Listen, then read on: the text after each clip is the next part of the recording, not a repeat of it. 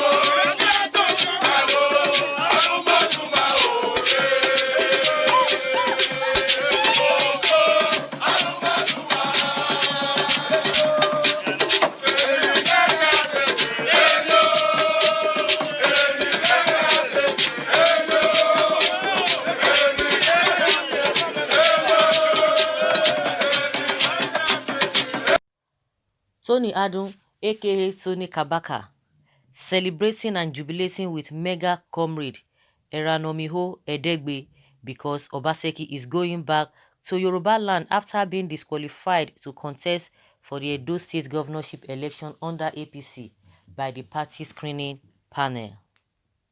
Tony Kabaka, who belongs to the faction supporting APC national chairman of the party, Adams Oshiomhole, EPM, has been against Obaseki for a while. Tony Kabaka has been relentless in his anger and disdain towards Obaseki for using them during elections and discarding of them afterwards, taking away their sources of income and in all making life harder for them. Kabaka was the revenue collector during Oshiomhole's time as governor. The Edo State government led by Godwin Obaseki disbanded them as he assumed office, and Kabaka has been a vocal critic of the governor. Obaseki's government had earlier this year demolished Kabaka's hotel with claims that demolition being carried out in the area is for flood control. The grounds for disqualification of Obaseki from contesting for a second term under APC was given as claiming to have a higher school leaving certificate which is unknown to the Nigerian educational system, allegedly being in possession of an affidavit disowned by the High Court of the Federal Capital Territory, error in the National Youth Service Corps discharge certificate which bears Obaseki as against Obaseki, loss of primary, secondary and the higher school leaving certificates, alleged violation of Article 21D, 5 of the party constitution which forbids members from taking the party to court, legal proceedings occasioned by the judgments of the Court of Appeal and the Supreme Court on discrepancies in names. Well, I'm not surprised that this is really coming from Tony Kabaka. Of course, there's nobody that we go through what he went through that will not be paid. Most especially, it's a what is it called? It's hotel that was demolished. Apart from maybe he used them and discarded them, and saying that he's not going to be using them again. When Oshiomhole was there, this man was really on top of the game, Tony Kabaka, and a lot of people were really complaining. But that being said, that wouldn't have even been a big deal, because if another government comes in, he will be able to come back again to do what he wants to do. But the most painful aspect of this whole thing is the demolition of his hotel, which he told day and night to have built. Well, of course, a lot of people said he got all those things illegally, and the manner at which people were saying the manner at which he treated a lot of market women, because a lot of people cost him, the rain cost on him and all of that. That was the repercussion for his own his own property to have been demolished. But all that being said, we know that they are all playing politics. There is no one that will tell us that they are not playing politics. But at the end of the day, this whole thing is just about a few individuals. When we even at the center, when we talk about dividends of democracy, it is all about simple few individuals that will be benefiting from the governments of the day. Then what is the fate of the rest people? It's always been dashed out there. And those who are opportune to be at the corridor of power, who are always loyal to one political father or the other. They are the ones that will be singing the praises. They will be telling the rest people, go and sit down. Even in the midst of when things are not going on well, they will tell you things are going on fine because of what they themselves are getting. And the rest people just be looking what is happening.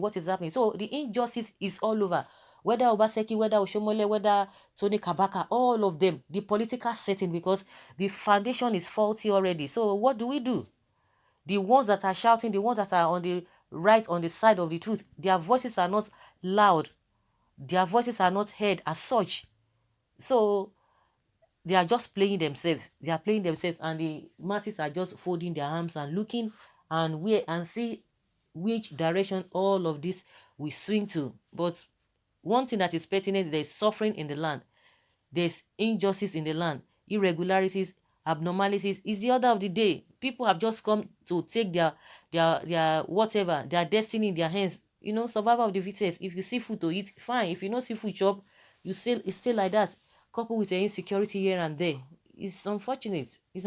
Well, like I said, I'm not too surprised that Obaseki or this Tony Kabaka, definitely they will rejoice. They will say, oh, we have gotten this man. But one thing again is that it is not over until it is over, because before you know it again, another faction, the faction of Obaseki, will still come up and be jubilating and be saying this and this and this and that. They're just entertaining the masses. That is just the way we are seeing all of these things. They are entertaining the masses at the expense of the masses themselves as well. So they can jubilate for all we care. They can celebrate. They can do all manner of things. It's acceptable, or it's normal. It is normal. It is not easy for your things to be destroyed like that, and you see that your opponent is going through tough times. You'll be happy. Yes, I've gotten him. He thinks he can do this, he thinks he can do that, he thinks he can whatever. Peradventure, if there's another government that comes, if another government comes in, well, they will settle him. They will settle him very, very well, and it will bounce back. But are we still going to be living in that kind of a situation? Are we going to be living that kind of life? Is that what we really need as a people? That a few individuals will be the ones that will be enjoying the dividends of democracy? These people cannot do things in a proper way, so that everybody, whether you are high, whether you are low, everybody should be partakers or be beneficiaries of what is happening. It will not happen. They will not want to do it. Power show, power tussle, flexing of muscle here and there. That is what is all about. That is just what is all about. How can we continue like this? Let's hear what people are saying concerning this jubilation from Tony Kabaka. Someone said Írè1Đ1ÇUL will be worse if he wins. You are just celebrating your frying pan to fire. Guy, I'm sorry for you. Bunch of monkeys and antelopes mocking human. You Kabaka that look like a roasted. Oh my goodness. It does not need to go and be, you don't need it to be as, insulting his person or his looks. Okay, he shouldn't dance or celebrate yet, because the game has just begun. Obaseki still has a very wide chance with PDP. Like I said, it is not over until it is over. You can't just say you are winning it until somebody comes in, or somebody wins as a governor. Even at that, they will still drag it to Supreme Court. No, there's this, there's that, there's injustice, there's election malpractices and all of that. All of those things. They will see, they drag it down there. That is when it will be over. So guys, let us hear your opinion. What do you think with this celebration? Do you think it is over, or do you think Oshomole is going to be winning, or Obaseki is going to bounce back? Whichever way, let's hear your opinion in the comment section. Thank you.